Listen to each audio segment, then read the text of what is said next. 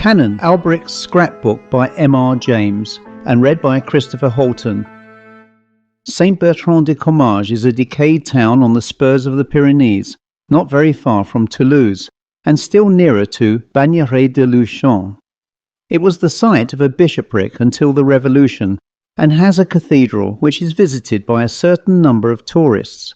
In the spring of 1883, an Englishman arrived at this old-world place. I can hardly dignify it with the name of city, for there are not 1,000 inhabitants. He was a Cambridge man who had come specially from Toulouse to see Saint-Bertrand's church, and had left two friends, who were less keen archaeologists than himself, in their hotel at Toulouse, under promise to join him on the following morning. Half an hour at the church would satisfy them, and all three could then pursue their journey in the direction of Auch. But our Englishman had come early on the day in question, and proposed to himself to fill a notebook and to use several dozens of plates in the process of describing and photographing every corner of the wonderful church that dominates the little hill of Comminges. In order to carry out this design satisfactorily, it was necessary to monopolize the verger of the church for the day. The verger or sacristan, I prefer the latter appellation, inaccurate as it may be, was accordingly sent for by the somewhat brusque lady who keeps the inn of the Chapeau Rouge, and when he came, the Englishman found him an unexpectedly interesting object of study. It was not in the personal appearance of the little dry wizened old man that the interest lay, for he was precisely like dozens of other church guardians in France, but in a curious furtive or rather hunted and oppressed air which he had. He was perpetually half glancing behind him. The muscles of his back and shoulders seemed to be hunched in a continual nervous contraction, as if he were expecting every moment to find himself in the clutch of an enemy.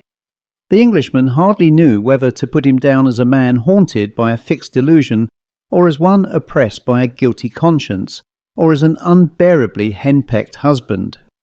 The probabilities, when reckoned up, certainly pointed to the last idea, but still the impression conveyed was that of a more formidable persecutor even than a termagant wife.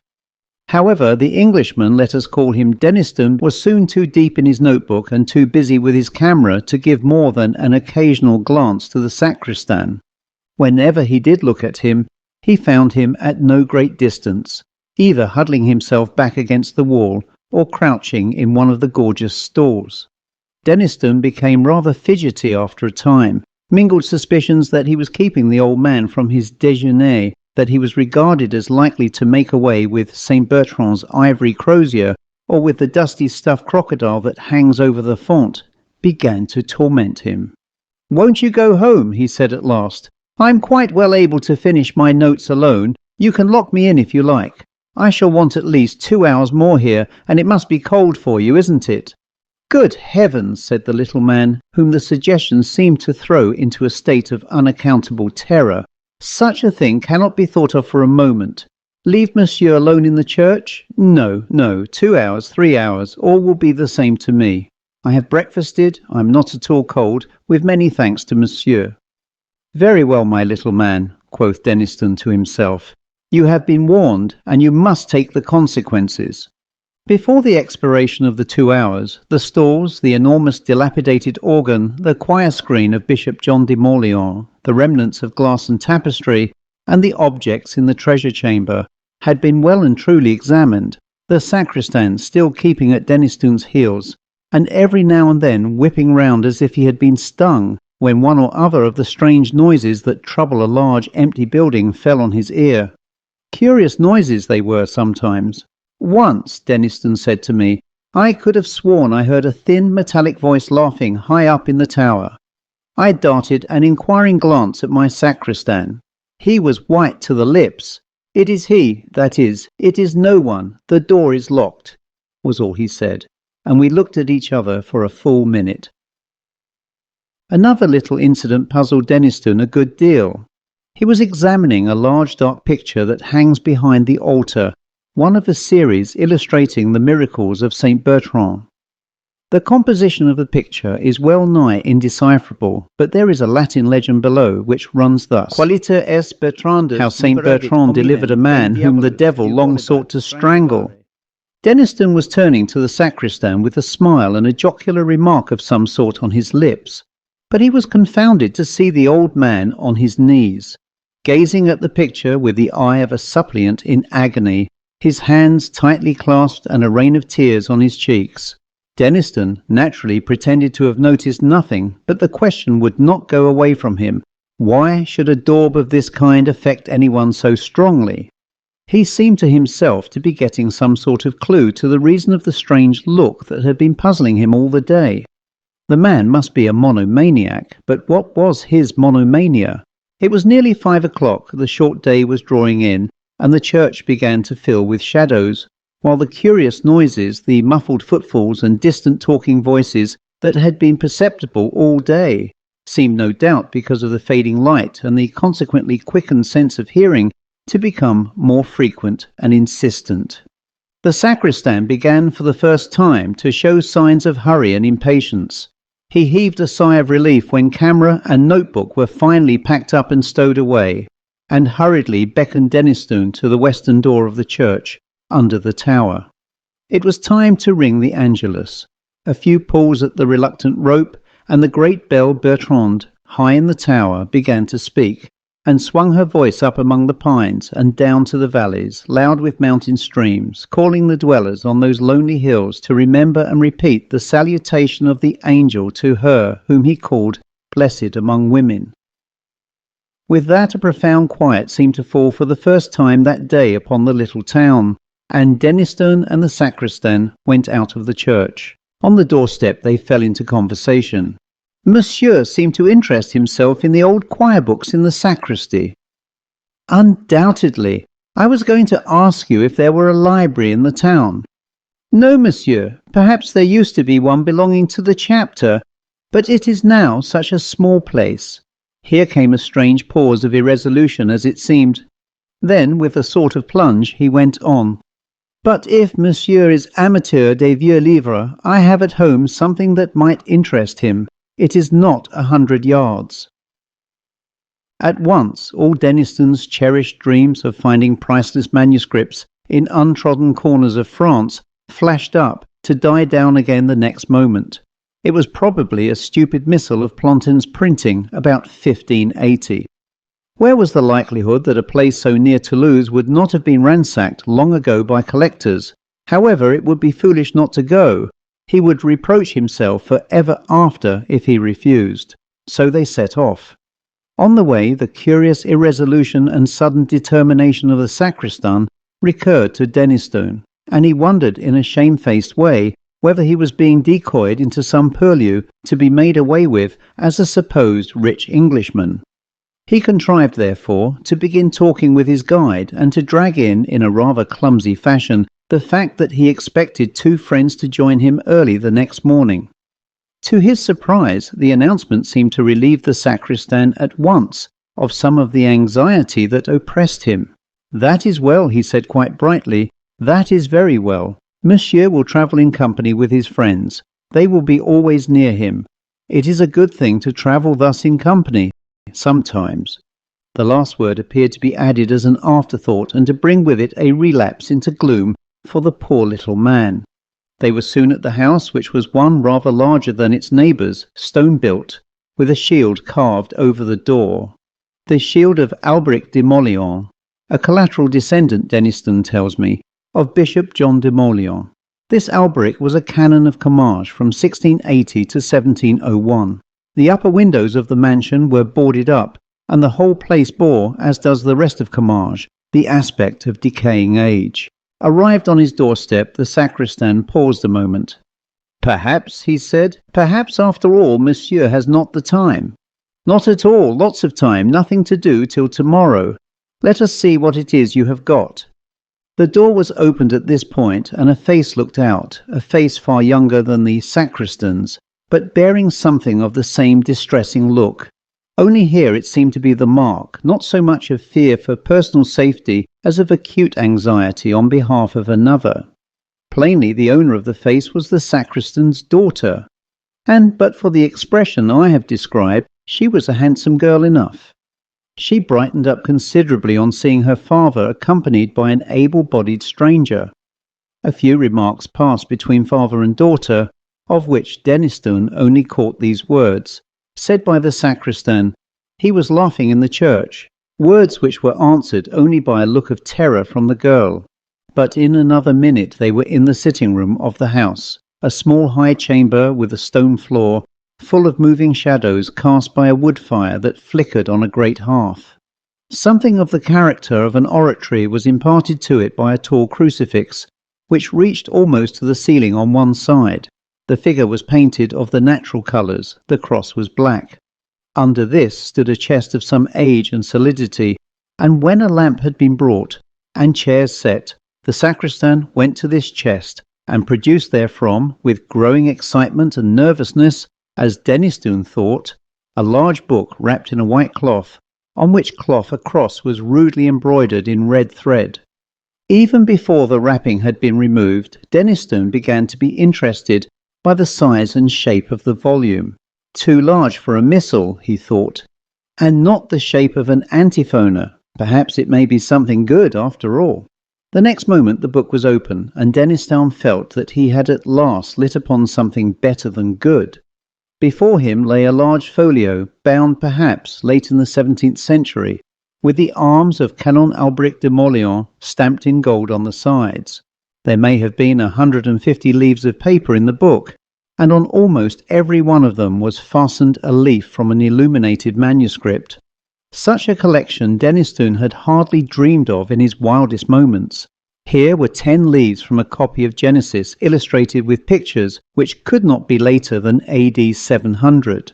Further on was a complete set of pictures from a Psalter of English execution of the very finest kind that the 13th century could produce, and perhaps best of all, there were 20 leaves of uncial writing in Latin, which, as a few words seen here and there told him at once, must belong to some very early unknown patristic treatise. Could it possibly be a fragment of the copy of Papias on the words of our Lord, which was known to have existed as late as the 12th century at Nîmes? In any case, his mind was made up. That book must return to Cambridge with him, even if he had to draw the whole of his balance from the bank and stay at St. Bertrand till the money came. He glanced up at the sacristan to see if his face yielded any hint that the book was for sale. The sacristan was pale, and his lips were working. We now know that these leaves did contain a considerable fragment of that work, if not of that actual copy of it. "If monsieur will turn on to the end," he said. So monsieur turned on, meeting new treasures at every rise of a leaf. And at the end of the book he came upon 2 sheets of paper, of much more recent date than anything he had yet seen, which puzzled him considerably. They must be contemporary, he decided, with the unprincipled Canon Albéric, who had doubtless plundered the chapter library of Saint-Bertrand to form this priceless scrapbook. On the first of the paper sheets was a plan, carefully drawn and instantly recognizable by a person who knew the ground, of the south aisle and cloisters of Saint-Bertrand. There were curious signs looking like planetary symbols, and a few Hebrew words in the corners, and in the northwest angle of the cloister was a cross drawn in gold paint. Below the plan were some lines of writing in Latin, which ran thus: Answers of the 12th of December, 1694. It was asked, "Shall I find it? Answer, thou shalt. Shall I become rich? Thou wilt. Shall I live an object of envy? Thou wilt. Shall I die in my bed? Thou wilt." A good specimen of the treasure hunter's record quite reminds one of Mr. Minor Canon Quatremain in Old St. Paul's, was Denistone's comment, and he turned the leaf. What he then saw impressed him, as he has often told me, more than he could have conceived any drawing or picture capable of impressing him. And though the drawing he saw is no longer in existence, there is a photograph of it, which I possess, which fully bears out that statement.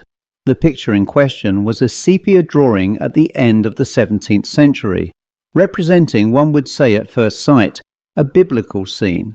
For the architecture, the picture represented an interior, and the figures had that semi-classical flavour about them which the artists of 200 years ago thought appropriate to illustrations of the Bible. On the right was a king on his throne, the throne elevated on 12 steps, a canopy overhead, soldiers on either side, evidently King Solomon. He was bending forward with outstretched sceptre in attitude of command. His face expressed horror and disgust, yet there was in it also the mark of imperious command and confident power. The left half of the picture was the strangest, however, the interest plainly centred there. On the pavement before the throne were grouped 4 soldiers surrounding a crouching figure which must be described in a moment.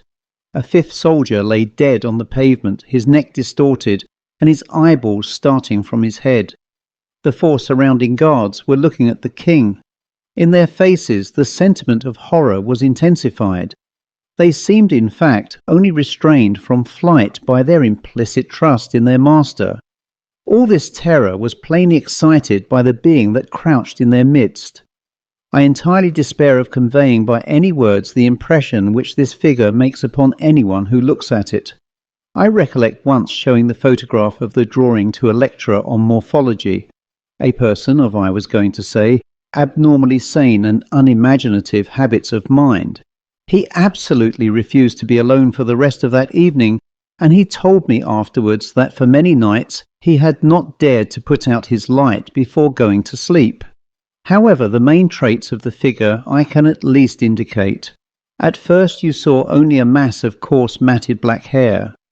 Presently it was seen that this covered a body of fearful thinness, almost a skeleton, but with the muscles standing out like wires. The hands were of a dusky pallor, covered like the body with long coarse hairs and hideously taloned. The eyes, touched in with a burning yellow, had intensely black pupils and were fixed upon the throned king with a look of beast-like hate. Imagine one of the awful bird-catching spiders of South America translated into human form and endowed with intelligence just less than human, and you will have some faint conception of the terror inspired by the appalling effigy. One remark is universally made by those to whom I have shown the picture: it was drawn from the life. As soon as the first shock of his irresistible fright had subsided, Denniston stole a look at his hosts. The sacristan's hands were pressed upon his eyes. His daughter, looking up at the cross on the wall, was telling her beads feverishly. At last the question was asked, "Is this book for sale?" There was the same hesitation, the same plunge of determination that he had noticed before, and then came the welcome answer, "If monsieur pleases." "How much do you ask for it?" "I will take 250 francs. This was confounding. Even a collector's conscience is sometimes stirred, and Denniston's conscience was tenderer than a collector's. "My good man," he said again and again, "your book is worth far more than 250 francs, I assure you, far more." But the answer did not vary. "I will take 250 francs, not more." There was really no possibility of refusing such a chance. The money was paid, the receipt signed, a glass of wine drunk over the transaction, and then the sacristan seemed to become a new man. He stood upright, he ceased to throw those suspicious glances behind him. He actually laughed, or tried to laugh. Denniston rose to go.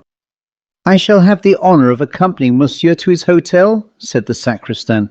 "Oh, no, thanks. It isn't 100 yards. I know the way perfectly, and there is a moon." The offer was pressed 3 or 4 times and refused as often. "Then monsieur will summon me if he finds occasion. He will keep the middle of the road, the sides are so rough."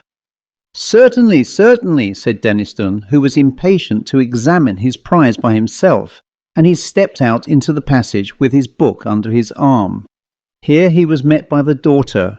She, it appeared, was anxious to do a little business on her own account, perhaps like Gehazi, to take somewhat from the foreigner whom her father had spared. A silver crucifix and chain for the neck. Monsieur would perhaps be good enough to accept it. Well, really, Denniston hadn't much use for these things. What did mademoiselle want for it? Nothing, nothing in the world. Monsieur is more than welcome to it. The tone in which this and much more was said was unmistakably genuine, so that Denniston was reduced to profuse thanks, and submitted to have the chain put round his neck. It really seemed as if he had rendered the father and daughter some service which they hardly knew how to repay. As he set off with his book, they stood at the door looking after him, and they were still looking when he waved them a last good night from the steps of the Chapeau Rouge. Dinner was over and Denniston was in his bedroom, shut up alone with his acquisition. The landlady had manifested a particular interest in him since he had told her that he had paid a visit to the sacristan and bought an old book from him.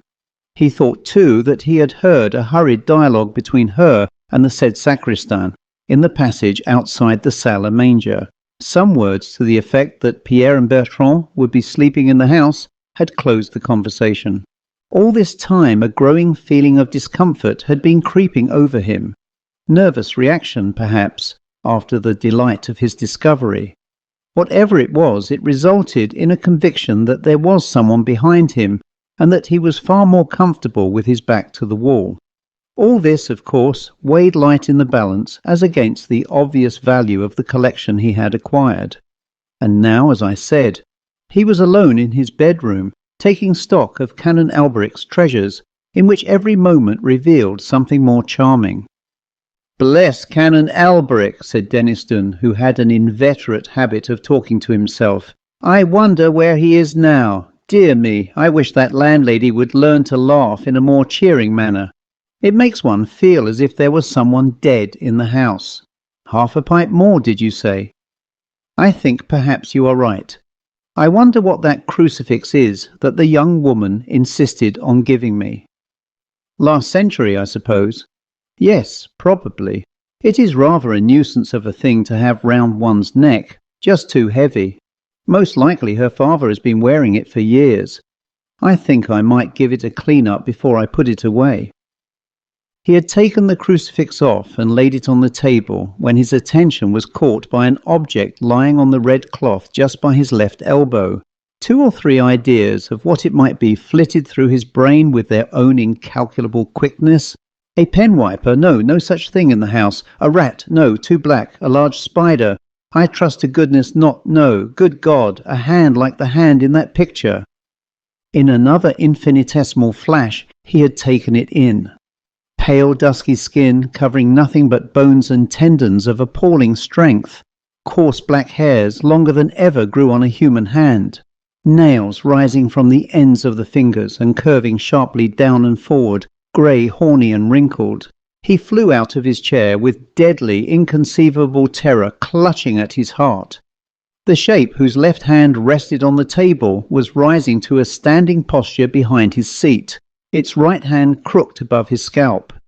There was black and tattered drapery about it. The coarse hair covered it as in the drawing. The lower jaw was thin, what can I call it, shallow, like a beast's. Teeth showed behind the black lips. There was no nose.